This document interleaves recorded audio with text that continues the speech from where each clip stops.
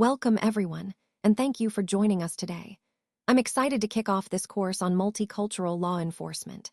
Today's presentation is titled End of Course Review, and we'll be exploring key concepts, strategies, and best practices for effective policing within multicultural communities.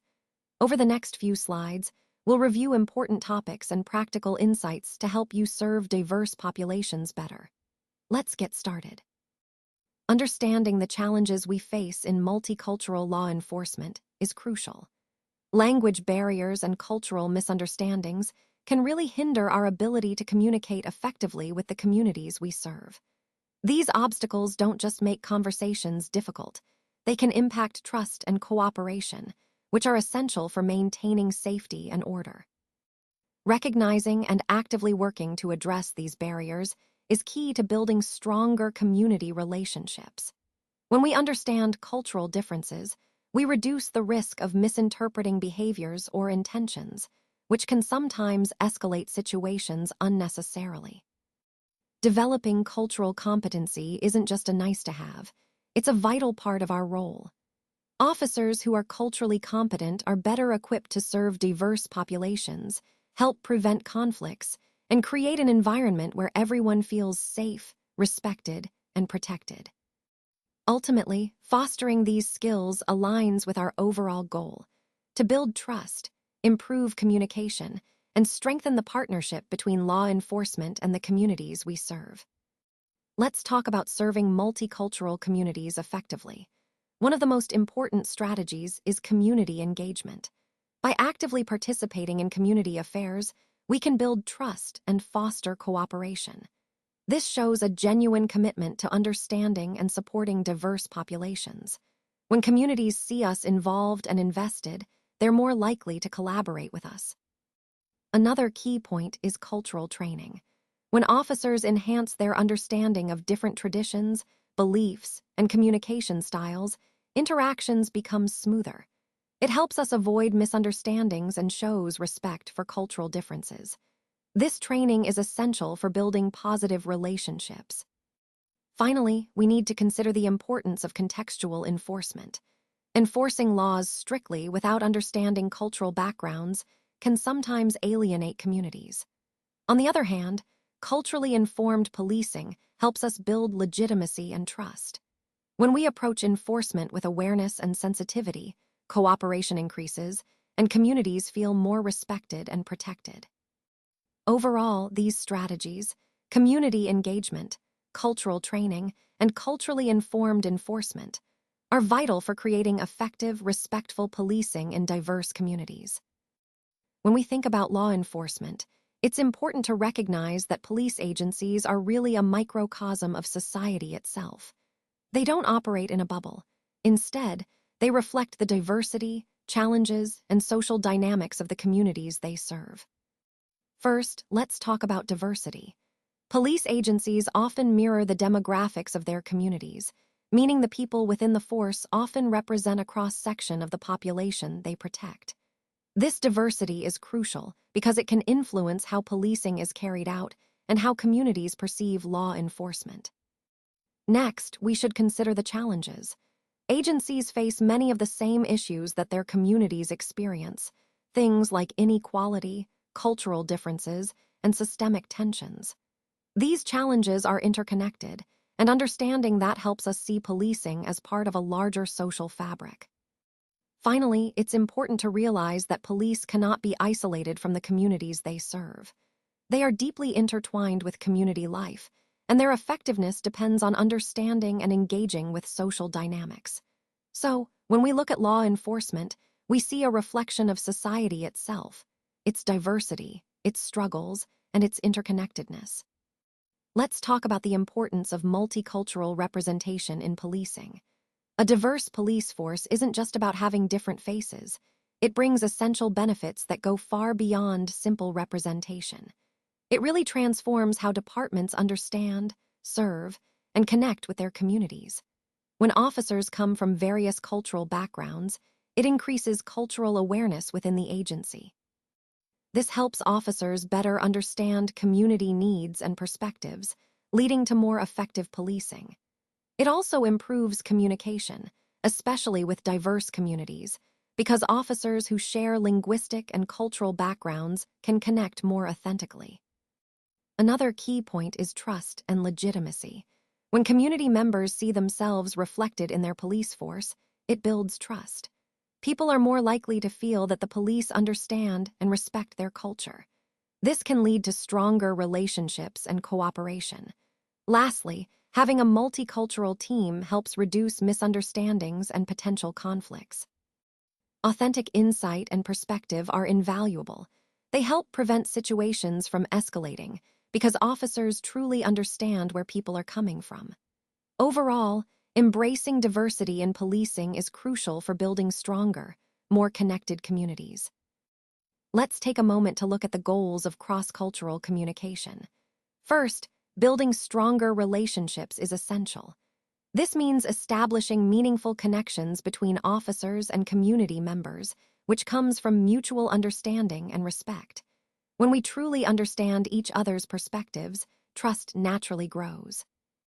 Next, enhancing trust and cooperation is crucial. We want to create environments where communities feel safe and comfortable working with law enforcement. When that trust is there, we can achieve better policing outcomes that serve everyone effectively. Another key goal is overcoming cultural barriers. Cultural differences can sometimes lead to communication challenges, misunderstandings, or conflicts. Our role is to identify those barriers and address them proactively to reduce misunderstandings before they escalate. Finally, promoting mutual understanding is fundamental. It's about fostering an environment of reciprocal respect, where both officers and community members value diverse perspectives and experiences. When we embrace that diversity, we create a more inclusive and effective approach to community policing. All these goals tie back to our overall theme: building stronger, more trusting relationships through effective cross-cultural communication. This is how we can truly serve our communities better. Understanding nonverbal communication differences is really crucial when working with Asian and Pacific Islander communities. These cultural norms heavily influence how people interact, so being aware of these differences can make a big difference in effective communication. Let's talk about eye contact.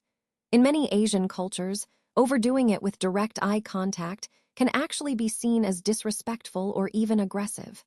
Instead, modesty and deference are highly valued, so it's important to read these cues and respond appropriately. Cultural variation is another key point.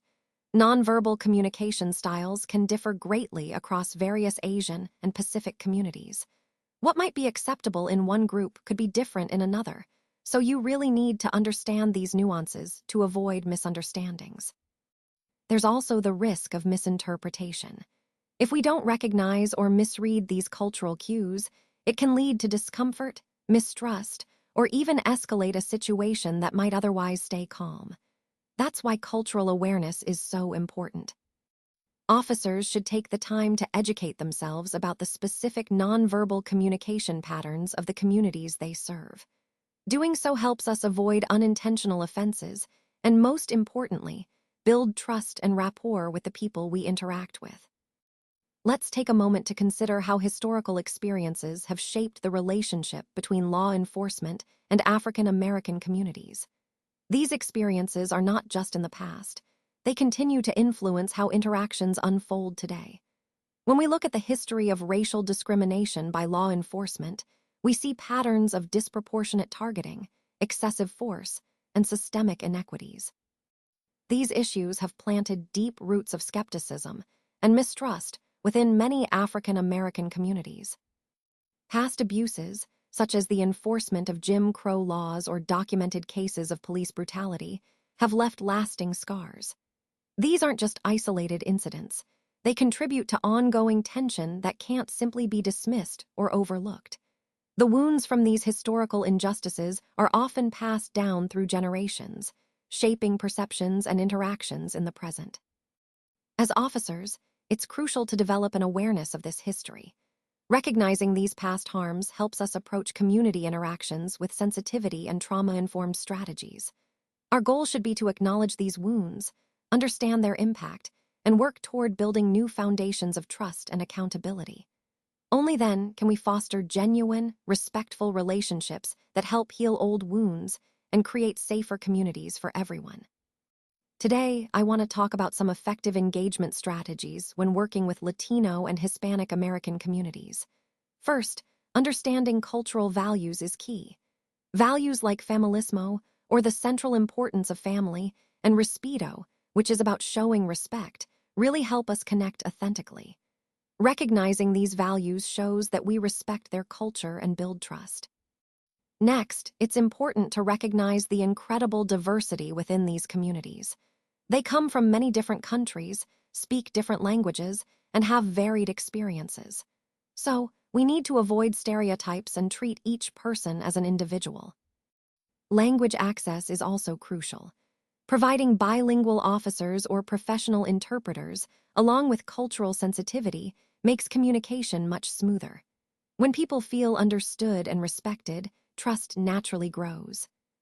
Finally, consistent and proactive community outreach is essential. Building ongoing relationships, showing our commitment, and creating opportunities for dialogue all help foster cooperation. These strategies not only improve safety, but also demonstrate that we truly care about and respect the communities we serve. Now, let's discuss some of the key factors that influence interactions between law enforcement and Arab American and Middle Eastern communities. One major element is the impact of negative stereotypes and misconceptions. These often stem from broader security concerns and can lead to misunderstandings and mistrust. When stereotypes are unfounded, they can create barriers, making community members feel targeted or unwelcome, which obviously hampers effective policing. Another critical factor is the misconception linking these communities to terrorism. This false association leads to profoundly unfair treatment and violates the rights of innocent individuals. It's important to recognize that such stereotypes are not only inaccurate, but also harmful. However, we can address these issues through cultural sensitivity training and education. When officers learn to understand and respect different cultural backgrounds, it helps reduce misunderstandings and encourages more positive interactions. Finally, awareness of implicit and explicit biases plays a vital role. Recognizing our own biases is essential for fair and objective policing. It ensures that everyone receives respectful treatment and that justice is truly served, regardless of perceived differences. Keeping these factors in mind aligns with our overall goal of fostering trust and building stronger community relations. Let's take a closer look at some of the jurisdictional challenges faced when working with Native American communities. As you know, understanding the complexities of jurisdiction is crucial here. In many cases, tribal and non-tribal law enforcement agencies have overlapping authority on reservations, which creates a pretty complex legal landscape. This can make it tricky to navigate who has the authority in a given situation. Confusion often arises because different agencies, tribal police, federal agents, and state or local officers, may all have roles depending on the specific crime or situation. For example, the location, the nature of the offense, or the parties involved can influence which agency takes the lead. That's why a clear understanding of tribal sovereignty and the roles of each entity is so important. Effective coordination among these agencies is essential to prevent jurisdictional conflicts. If they don't work together smoothly, it can hinder investigations, prosecutions, and ultimately, the delivery of justice for victims and offenders alike. So, grasping these jurisdictional nuances is key to ensuring law enforcement operates effectively and respects tribal sovereignty while maintaining public safety. Understanding gang dynamics is essential for law enforcement because it helps us identify patterns of criminal activity. When we understand how gangs operate, we can better predict their behaviors and even prevent crimes before they happen or escalate. It's about being proactive rather than reactive. Gaining a solid contextual understanding of gangs, such as their structure, affiliations, and motivations, gives us valuable insights.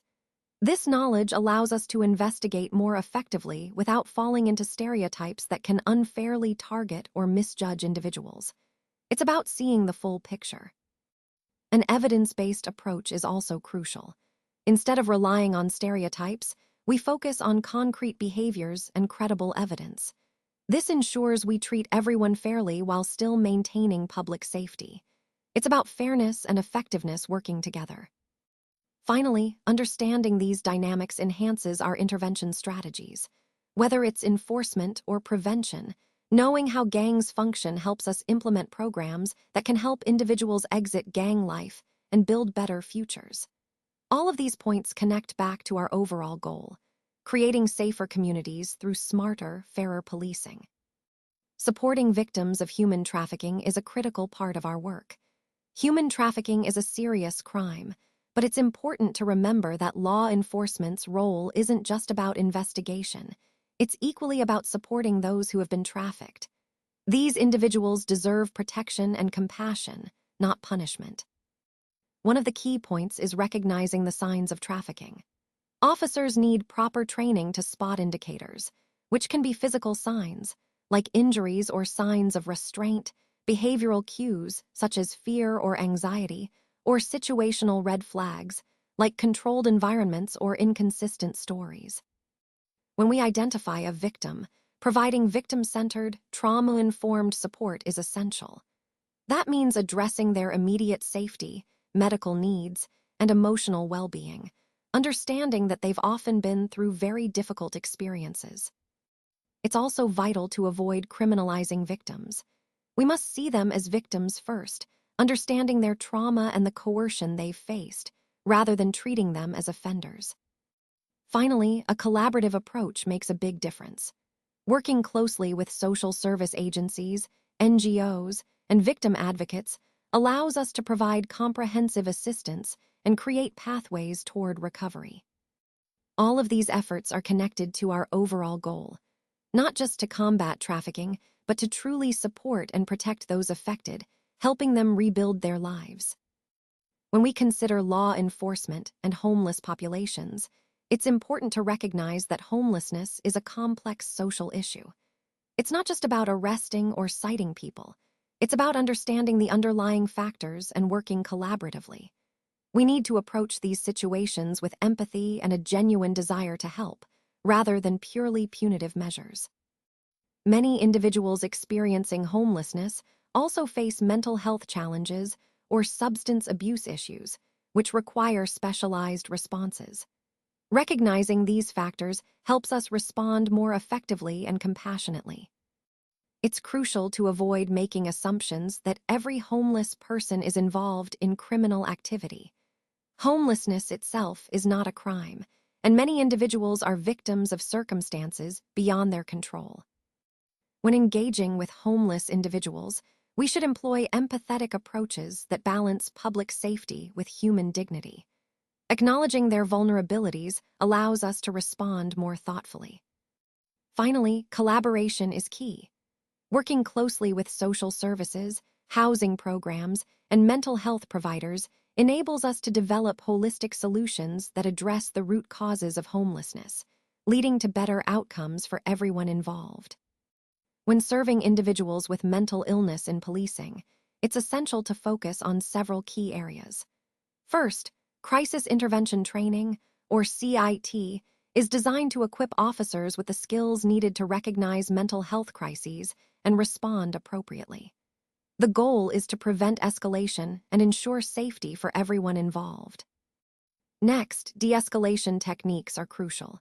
Using verbal communication, active listening, and showing patience can go a long way in calming a situation. Often, taking the time to talk calmly and listen can resolve crises peacefully without the need for force. It's also important to recognize the symptoms of various mental illnesses. When officers understand these signs, they can tailor their responses accordingly. This understanding helps avoid actions that might unintentionally worsen the situation or cause additional distress. Finally, a collaborative response can significantly improve outcomes. Partnering with mental health professionals, mobile crisis teams, and other community resources ensures that individuals receive the proper care and support they need. All of these points connect to the broader goal of providing compassionate, effective, and appropriate responses to individuals experiencing mental health challenges, ultimately fostering safer and more supportive communities. Hate crimes are a unique category of criminal behavior that go beyond just the act itself. They are specifically motivated by prejudice and bias against individuals because of certain protected characteristics. What makes hate crimes stand out is that the target isn't just the person or their property, but an aspect of their identity, such as their race, religion, ethnicity, sexual orientation, gender identity, or disability. This means the motivation is rooted in prejudice against these aspects, not just the act or property involved. The impacts of hate crimes are far-reaching. They create significant psychological, emotional, and social harm, not only to the immediate victims, but also to entire communities. That's why hate crime laws often impose enhanced penalties. These laws recognize the broader harm caused by these offenses. Overall, understanding the nature of hate and bias crimes helps us see the importance of addressing these issues comprehensively, as they threaten the safety and cohesion of our communities. Let's take a moment to consider the consequences of racial profiling in law enforcement. First, it erodes public trust. When communities see profiling happening, it damages the relationship between the police and the people they serve. This creates barriers to cooperation and open communication, which are essential for effective policing. Next, racial profiling can lead to serious civil rights violations. It can result in constitutional breaches, lawsuits, and legal challenges that not only put departments at risk of liability, but also harm their reputation in the community. Another critical point is unfair targeting. Profiling often disproportionately affects minority communities based on stereotypes rather than actual evidence. This unfair treatment harms innocent individuals and families and perpetuates injustice. Finally, racial profiling undermines the legitimacy of law enforcement itself. When communities feel they are being unfairly targeted, they become less likely to report crimes or assist with investigations. This loss of legitimacy makes it much harder for law enforcement to do their job effectively and maintain public safety. Overall, these consequences highlight why eliminating racial profiling is essential for building trust, ensuring fairness, and strengthening community police relations. Let's take a closer look at some of the factors that contribute to hate crimes.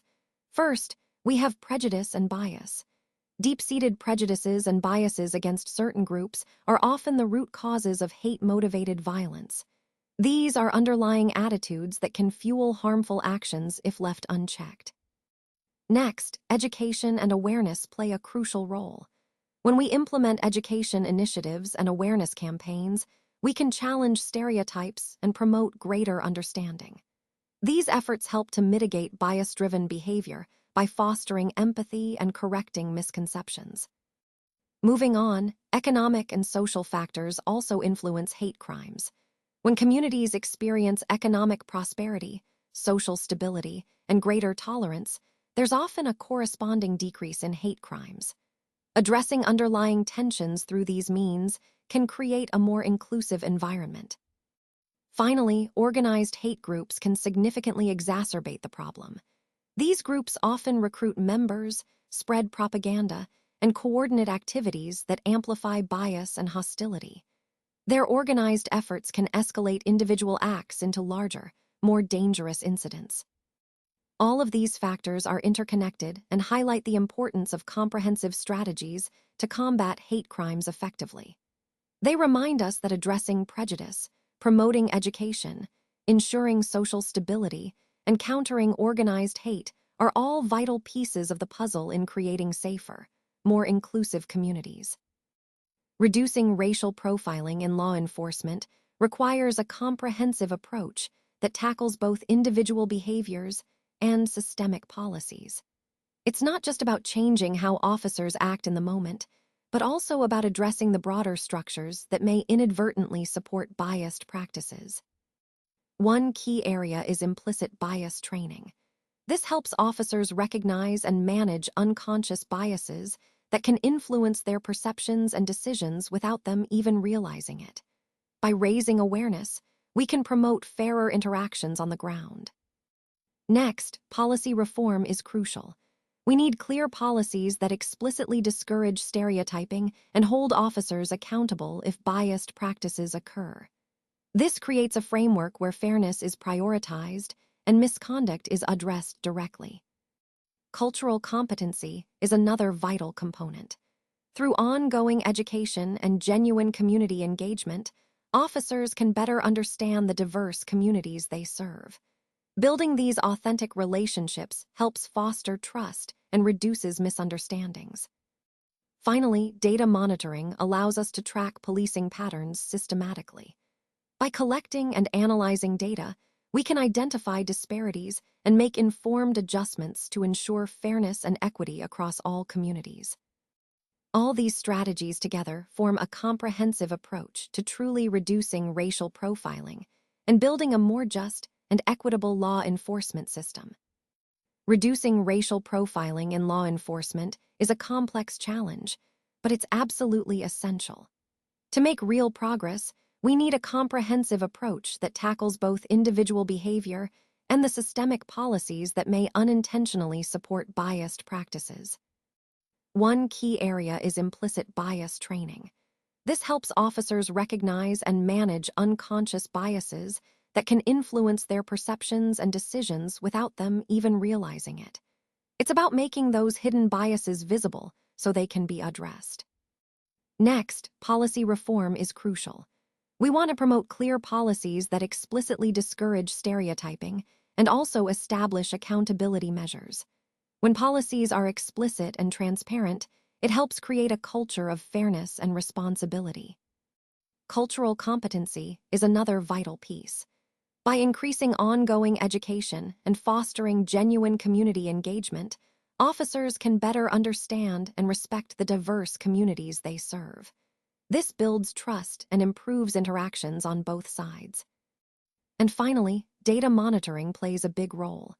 Collecting and analyzing policing data allows us to identify patterns and disparities. By keeping a close eye on this information, we can spot issues early and make informed changes to promote fair policing practices. Overall, these strategies work together to create a more just and equitable law enforcement system, one that serves all communities with fairness and respect. Now, let's talk about the concept of national variation. As you can see, legal standards, definitions, and penalties for hate crimes can differ quite a lot depending on the jurisdiction. This means that what counts as a hate crime or how severely it's punished can vary from one place to another. This variation creates inconsistencies in how cases are handled, which can make it challenging to ensure fairness and uniformity across different regions. It's an important point because, throughout this presentation, we've seen how these differences impact the overall effort to combat hate crimes effectively. Understanding these inconsistencies helps us recognize the need for more cohesive policies and standards at a broader level. Let's talk about how we can recruit diverse officers effectively. First, targeted recruitment is key. We need to focus our efforts on underrepresented communities by partnering with schools, community organizations, and cultural groups. This approach helps us reach potential candidates who may not have previously considered law enforcement as a career. Next, it's important to highlight the opportunities that a career in law enforcement offers. Showcasing the meaningful benefits, such as career advancement and the positive impact officers can have on their communities, can really attract a wider range of candidates. Addressing barriers is also crucial. We should proactively work to overcome issues like mistrust, negative perceptions, and systemic obstacles that might discourage people from diverse backgrounds from applying. Finally, supporting diversity through inclusive policies makes a big difference. This includes adopting inclusive hearing practices, offering mentorship programs, and providing ongoing training that values and retains officers from all backgrounds. All of these strategies are interconnected and align with our overall goal of building a police force that truly reflects and serves our community. Slide 23. Impact of social media on law enforcement and communities.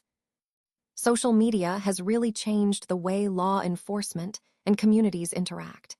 It's created new opportunities for engagement, but also some challenges that departments across the country need to navigate. One of the key points is how social media influences public perceptions of policing. It's now a primary source of information for many people, where accurate news can spread quickly, but so can misinformation. This dual nature means that social media can promote transparency, which is great for building trust. But at the same time, it can amplify criticism and negative perceptions if not managed carefully. That's why it's so important for law enforcement to be strategic about their online presence and how they communicate publicly. When done effectively, managing social media thoughtfully and authentically can really boost transparency, foster better community engagement, improve crisis communication, and strengthen police community relations overall.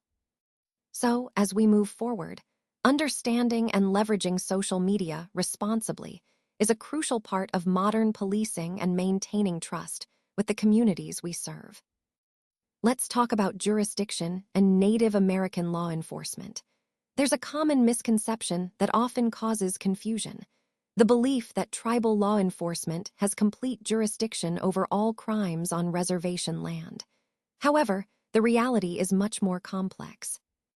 Jurisdiction is usually shared among tribal, federal, and state agencies, and who has authority depends on factors like the severity of the crime, whether the victim or perpetrator is Native American, and the specific location of the incident.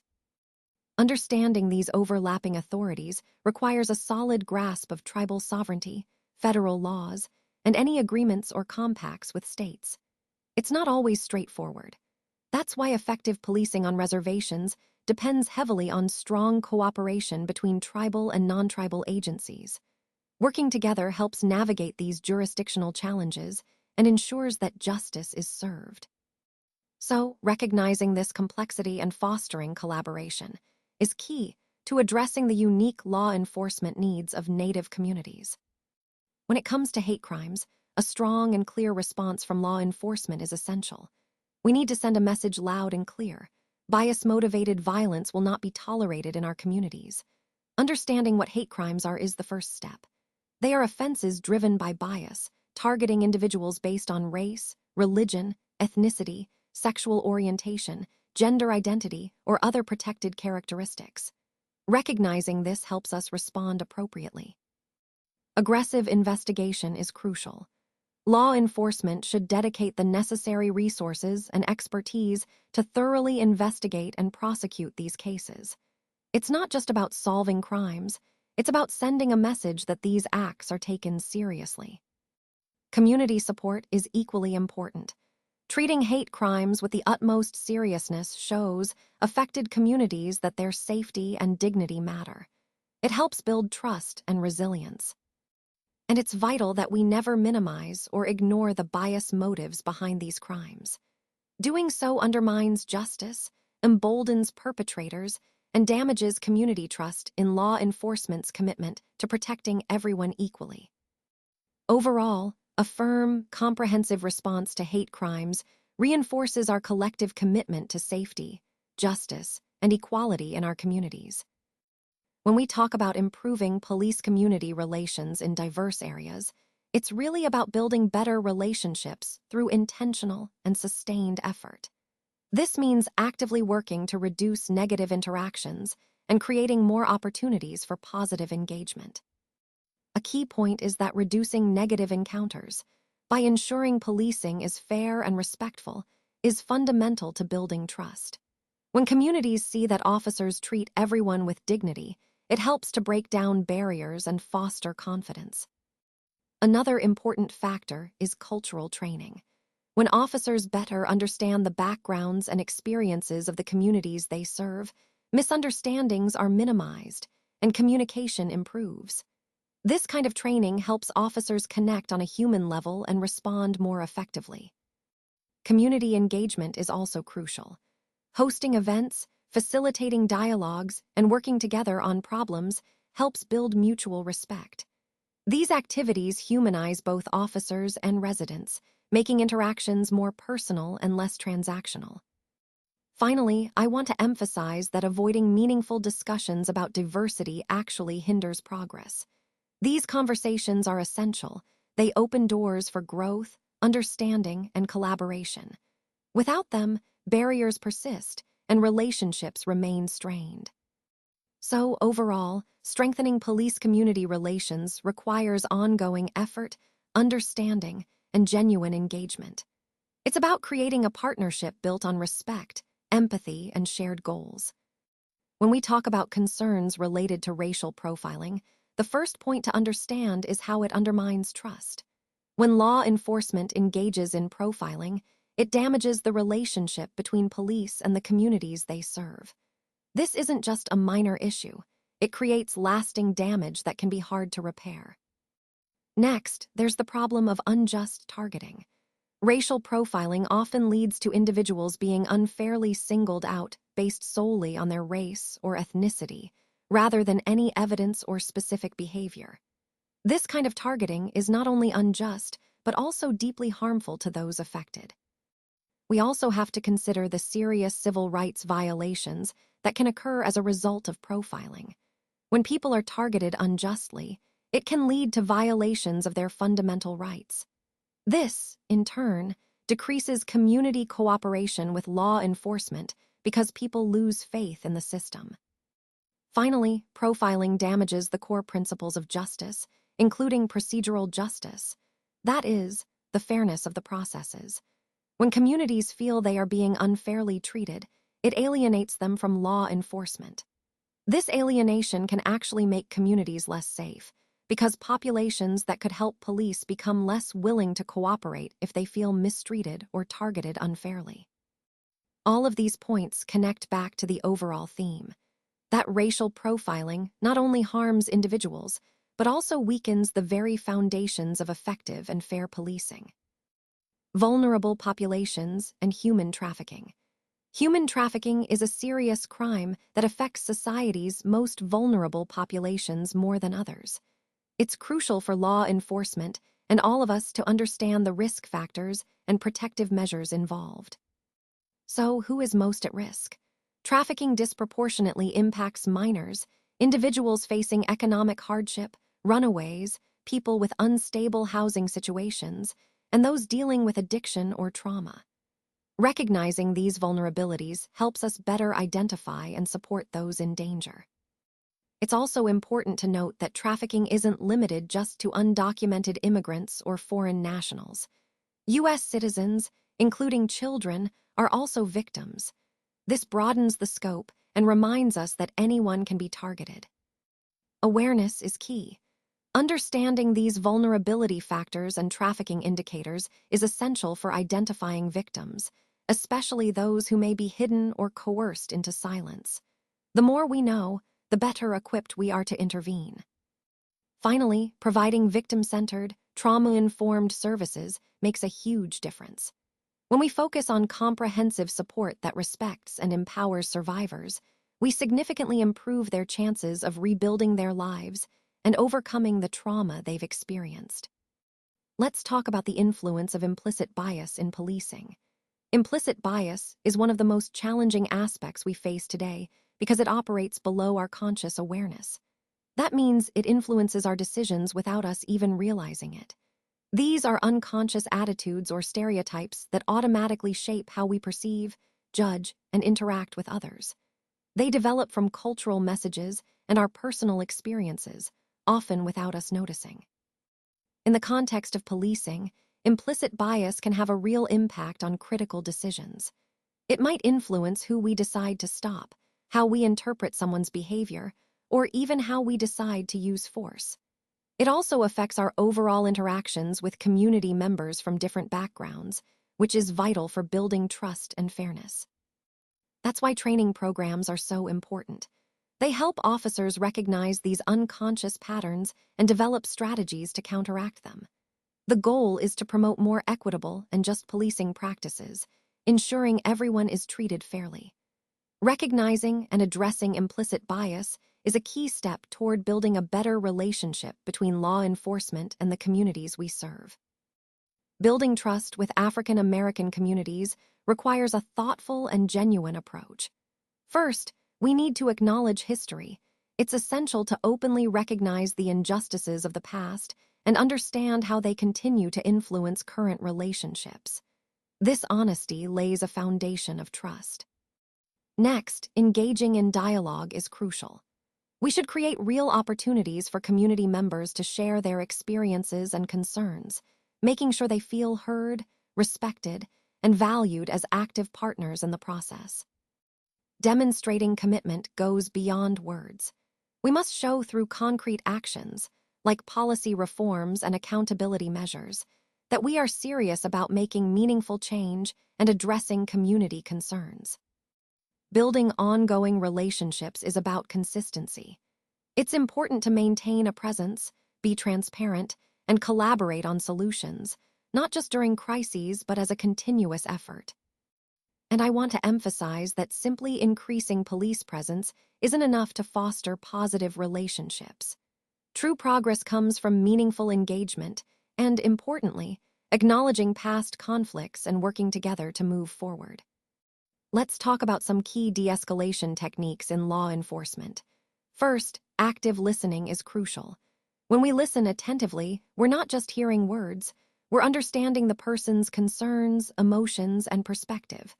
This shows respect, and more often than not, it helps to naturally reduce tension. Next, non-aggressive communication plays a vital role.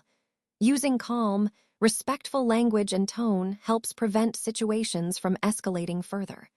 Remember, how we say things is just as important as what we say. Our words and tone can influence the outcome significantly. It's also important to emphasize that force should always be a last resort. Physical force should only come into play when all other de-escalation options have been exhausted or are clearly inappropriate. This approach helps keep everyone safe and preserves trust. Lastly, avoiding assumptions is fundamental. We should never rely on stereotypes or preconceptions during interactions. Each person is an individual, and our responses should be based on their actual behavior, not on what we assume or think beforehand. These techniques are interconnected and support the overall goal of effective and respectful law enforcement interactions. Understanding religious practices in policing is a crucial part of serving our diverse communities effectively. As law enforcement officers, it's important that we recognize and respect the wide range of religious beliefs and customs that people observe. This understanding helps us build trust and foster positive relationships with the communities we serve. Being aware of different religious customs, holy days, dietary restrictions, dress requirements, and prayer practices allows us to avoid unintentional disrespect or misunderstandings during police encounters. For example, knowing that certain clothing or head coverings are sacred can influence how we approach interactions or searches. Respecting religious diversity also demonstrates that we value the constitutional right to religious freedom. It's essential that we do not impose our own beliefs on others, and instead, make reasonable accommodations when possible, such as during investigations, arrests, or detention, without compromising safety and security. Having this knowledge enables us to handle sensitive situations involving religious sites, ceremonies, or observances with the appropriate level of respect and cultural competence. Overall, understanding religious practices isn't just about compliance. It's about fostering respect, building trust, and ensuring that all community members feel valued and protected. When we look at law enforcement and homelessness, one of the main challenges we face is mental health. Mental illness often intersects with homelessness, which means that responses need to be both specialized and compassionate. We can't approach these situations with a one-size-fits-all mentality. Instead, understanding the mental health factors involved is crucial. Another key challenge is substance abuse. Addiction complicates many homelessness cases, and addressing it requires treatment-focused solutions rather than just punitive measures. It's about helping individuals regain stability, not just penalizing them for their struggles. Collaboration with social services plays a vital role here. By working together, law enforcement can provide holistic assistance that addresses not just immediate safety concerns, but also long-term needs like housing, healthcare, and support networks. It's also important to recognize that arresting homeless individuals without addressing the underlying causes is often ineffective and can even worsen the situation. We need to look at the root issues: mental health, addiction, lack of affordable housing, if we truly want to make a difference. Finally, understanding the complex, interconnected needs of homeless populations helps us respond more effectively. When law enforcement recognizes these layered challenges, our responses can be more compassionate, more targeted, and ultimately, more successful in helping people find stability. Let's talk about some of the barriers we face when it comes to preventing human trafficking. This crime is incredibly pervasive, and one of the biggest challenges is how difficult it is to detect and combat because traffickers go to great lengths to hide their activities. They operate through hidden networks that are often covert, using manipulation, threats, and complex organizational structures. This makes detection extremely challenging, as these networks are designed to stay under the radar. Another major obstacle is the detection challenge itself. Traffickers work hard to keep their victims isolated and controlled, which means victims are often unable to seek help or report what's happening to them freely. Their clandestine operations make intervention efforts more complicated because the victims are not always visible or reachable. Public awareness plays a crucial role here. Community campaigns help inform people about the signs of trafficking and how to recognize suspicious activities. When the public is educated, they can become the first line of defense by reporting concerns to the authorities. Finally, coordinated efforts are essential. When law enforcement agencies work together across different regions and countries, sharing information and resources, we improve our chances of preventing trafficking and prosecuting those involved. International cooperation strengthens these efforts even further, making it harder for traffickers to operate with impunity. All of these points highlight how complex and layered the fight against human trafficking is, and how important it is to address each of these barriers to make real progress. Organized crime is a unique category of criminal activity that really stands apart from individual or spontaneous offenses. It requires specialized investigative and enforcement strategies because of its complexity. Unlike random crimes, organized crime involves structured and coordinated illegal activities. These operations have clear hierarchies, strategic planning, and division of labor, often functioning as ongoing criminal enterprises. These organizations can cause serious harm to communities through corruption, violence, drug trafficking, extortion, and by undermining legitimate businesses and institutions. Because of this, effective policing depends on understanding these complex structures and organizational dynamics. It's crucial to know how these groups operate, how they can be infiltrated, and how to disrupt their activities in order to protect public safety. This highlights the importance of a tailored approach when tackling organized crime within our overall efforts to maintain law and order. Let's start by talking about education and awareness. It's really important that we inform the public about what hate crimes are and how damaging they can be to victims and entire communities. When people understand the serious legal consequences that perpetrators face, it can serve as a strong deterrent. Raising awareness helps create a more informed and vigilant community. Next, we have vigorous enforcement. We need to be proactive in enforcing hate crime laws. This means not just responding when incidents happen, but actively working to deter potential offenders. When law enforcement demonstrates that bias-motivated violence will be prosecuted fully, it sends a clear message that such behavior is not acceptable and will have consequences. It's also crucial that we address all hate crimes, not just the violent ones. Whether it's vandalism, harassment, or physical violence, every bias-motivated offense deserves our attention. Ignoring certain types only allows harmful behaviors to persist, so a comprehensive approach is essential. Finally, community partnerships play a vital role. Developing strong relationships with local organizations, religious institutions, and advocacy groups can greatly enhance our efforts. These partnerships improve reporting, help prevent incidents before they happen, and provide crucial support to victims. When we work together across different sectors, we can build safer, more inclusive communities. Understanding why victims of hate crimes often hesitate to report these offenses is crucial for law enforcement agencies. By recognizing these reasons, we can work towards improving reporting rates and better supporting affected communities. One major reason is a lack of confidence in the police.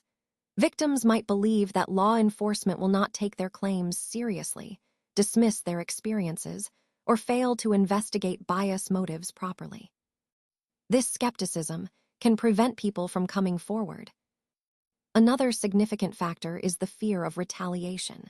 Victims may worry about further victimization by the perpetrators, especially when those offenders are part of their own community or have made threats against them. This fear can be a powerful deterrent to reporting. Additionally, past negative experiences with law enforcement or knowing others who have had such experiences can lead to a sense of mistrust. When trust is low, victims may feel discouraged from engaging with the criminal justice system altogether. However, building trust is essential. Improving officer training, demonstrating a genuine commitment to investigating bias crimes, and providing robust victim support can help increase reporting over time. When victims see that their concerns are taken seriously and that they will be supported, they are more likely to come forward. Ultimately, understanding these barriers helps us find ways to address them and create a safer environment for everyone. When it comes to responding to mental health crises, specialized training truly matters. These situations are quite different from typical law enforcement encounters, so officers need specific skills and tools to handle them effectively. One key program is Crisis Intervention Training, or CIT, which helps officers understand mental illnesses, learn de-escalation techniques, and connect individuals to community resources. Using force as a first response can often make the situation worse, escalating the crisis and sometimes leading to tragic outcomes. That's why collaboration is so important. Working with mental health professionals, mobile crisis teams, and psychiatric services can really improve the results for those in crisis. And at the heart of everything are qualities like empathy, patience, active listening, and understanding. These are essential components of an appropriate mental health crisis response, helping to ensure that we approach each situation with care and respect, which ultimately leads to better outcomes for everyone involved. When we talk about principles of procedural justice in policing, fairness is at the very core. It's essential that we treat everyone with consistent fairness, no matter their race, ethnicity, economic background, or any other characteristic. Equity isn't just a nice idea, it must be the foundation of how we operate. Respect is equally important.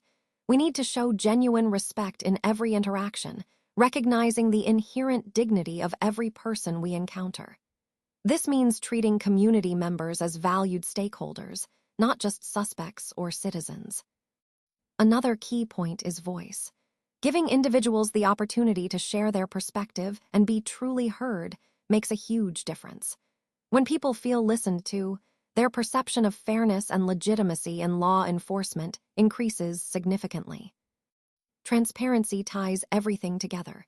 We should always provide clear explanations for our decisions and actions, so people understand why certain things are happening that affect them. Avoiding stereotypes and communicating openly are fundamental to maintaining procedural justice. All of these principles, fairness, respect, voice, and transparency, work together to enhance police legitimacy and foster better community compliance. When we adhere to these ideals, we not only improve trust but also build stronger, more cooperative relationships with the communities we serve. Building strong relationships with immigrant communities is absolutely crucial for effective policing and community safety. When law enforcement and residents work together and trust each other, it benefits everyone, both the community members and the officers. Positive relationships encourage immigrants to feel comfortable reporting crimes, serving as witnesses, and partnering with police to solve safety issues, all without fear of repercussions. It's important to recognize that many immigrants might initially fear law enforcement. This can come from past experiences in their home countries, concerns about their immigration status, or simply because they're unfamiliar with how American policing works. To overcome these barriers, proactive outreach is key. Police need to engage with communities in culturally aware ways, provide language access, and implement policies that clearly separate immigration enforcement from local policing. When we build that trust, the benefits are clear. We see more crime reports, better sharing of information, and stronger community safety partnerships overall. So, fostering these relationships isn't just good practice, it's essential for creating safer, more inclusive communities for everyone. Let's talk about how racial profiling impacts community safety. First, it leads to unjust targeting, meaning individuals are unfairly singled out and discriminated against based solely on their race or ethnicity. This kind of treatment is not only unfair, but also breeds resentment. Next, it creates distrust within the community. When people feel they are being targeted unfairly, it deepens their sense of alienation and distrust toward law enforcement. This is a critical issue because trust is the foundation of effective policing.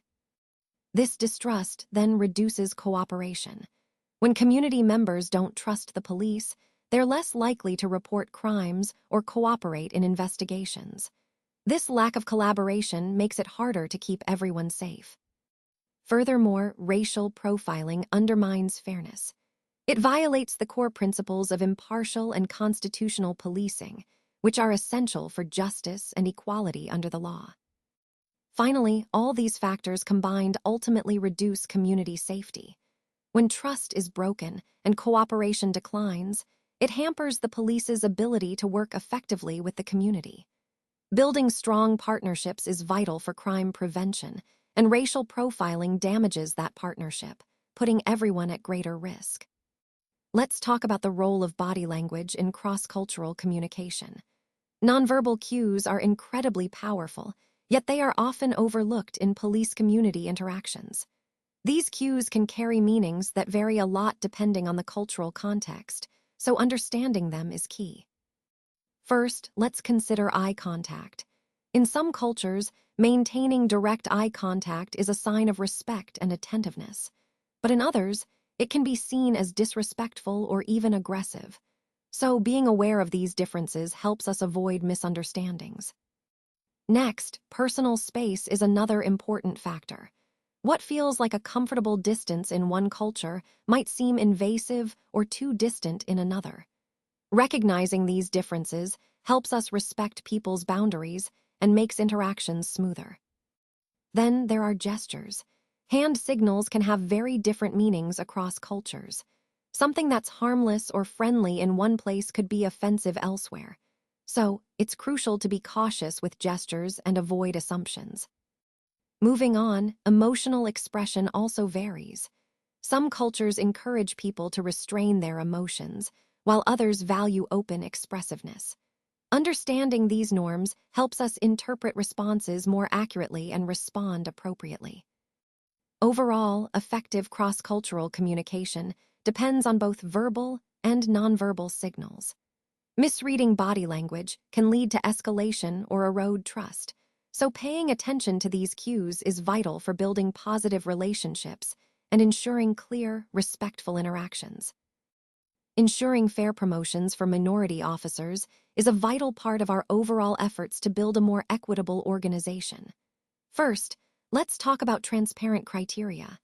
It's important that we establish clear, objective promotion standards that all officers can understand and work toward. When everyone knows what's expected, it creates a fair playing field. Next, reducing discrimination is a key benefit of transparency. When standards are clear and open, it minimizes the chances for favoritism or subjective decisions that might unfairly disadvantage certain groups. It helps ensure that promotions are based on merit and performance, not bias. Encouraging diversity is also essential. By implementing inclusive policies and mentorship programs, we actively promote diversity in our leadership ranks. Recognizing the value of different perspectives not only enriches our organization, but also strengthens our ability to serve our community effectively. Finally, holding ourselves accountable is critical. We need oversight and accountability systems that monitor promotion patterns regularly. This way, we can identify any disparities early and ensure that all qualified candidates have equitable opportunities to advance. All of these points tie together under our broader goal: creating a fair, inclusive, and transparent promotion process that supports diversity and integrity at every level. When we talk about police accountability, it's important to understand that it's not just about one thing. Instead, it requires multiple mechanisms working together to truly serve the public interest with integrity and fairness. First, community oversight plays a crucial role. External civilian oversight boards provide an independent review of police conduct, policies, and complaints. This means that community members have a voice and can hold law enforcement accountable from a perspective that understands local needs and concerns. Next, transparency is key. When police departments openly share information about their policies, procedures, data, and outcomes, it builds public trust. It also allows the community to stay informed and provide meaningful input on how policing is carried out. Responsiveness is equally important. When police take public concerns seriously and respond with real, tangible actions, it shows respect for the community's voices. This not only demonstrates accountability, but also helps build legitimacy and trust over time. Finally, internal accountability complements all of these efforts.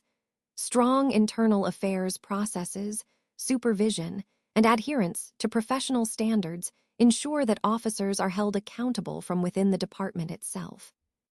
All these mechanisms, community oversight, transparency, responsiveness, and internal accountability, work together to create a comprehensive approach to police accountability that aligns with the broader goal of fair and effective law enforcement. Now, let's talk about vulnerability to bias-based policing. Certain communities face a disproportionate risk of being targeted due to historical patterns of discrimination and ongoing systemic inequities. These are issues that law enforcement must actively work to address because they undermine fairness and trust. Historically marginalized groups are especially vulnerable. These are communities that have faced discrimination and oppression over time, and unfortunately, that history can influence current policing practices if we're not careful. So, what exactly is bias-based policing? It refers to law enforcement actions influenced by prejudice, stereotypes, or assumptions about someone's identity, things like race, ethnicity, or gender, rather than based on evidence or actual behavior. To combat this, awareness and prevention are key. Training officers to recognize their biases, along with accountability systems, can help agencies identify and avoid unfair or discriminatory practices. Ultimately, protecting vulnerable populations isn't just about fairness.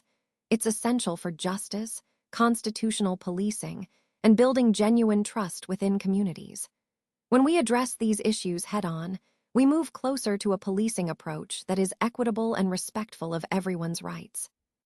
Now, let's talk about some of the challenges we face when addressing bias crimes. Investigating and prosecuting these cases isn't always straightforward. It requires specialized training, specific investigative techniques, and legal expertise that go beyond what we typically need for standard criminal cases. One of the biggest hurdles is proving that the crime was motivated by bias. This is a complex legal requirement because it's not enough to show that a crime happened. We also need to demonstrate the perpetrator's mindset and intent. In other words, we have to establish that bias or prejudice truly motivated the act. Prosecutors must present evidence that leaves no reasonable doubt that prejudice against a protected characteristic was a substantial motivating factor behind the crime. This can be challenging because it's often not explicitly stated or obvious.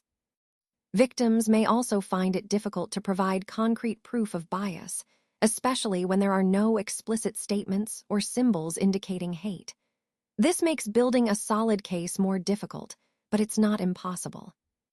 Effective investigation depends heavily on officers who are trained to recognize bias indicators, things like specific language, symbols, or behaviors that suggest hate. They need to know how to collect the right evidence, document hate speech or symbols, and interview witnesses carefully to understand the context and possible motivations behind the crime. All of this highlights how complex bias crime cases are and why they require a specialized approach to ensure justice is served. Let's talk about the importance of community engagement in modern policing. First, trust. When we genuinely engage with the community, we build mutual trust. This trust is the foundation for effective law enforcement because it encourages cooperation and understanding. Next, value. When police actively reach out and listen, community members feel valued.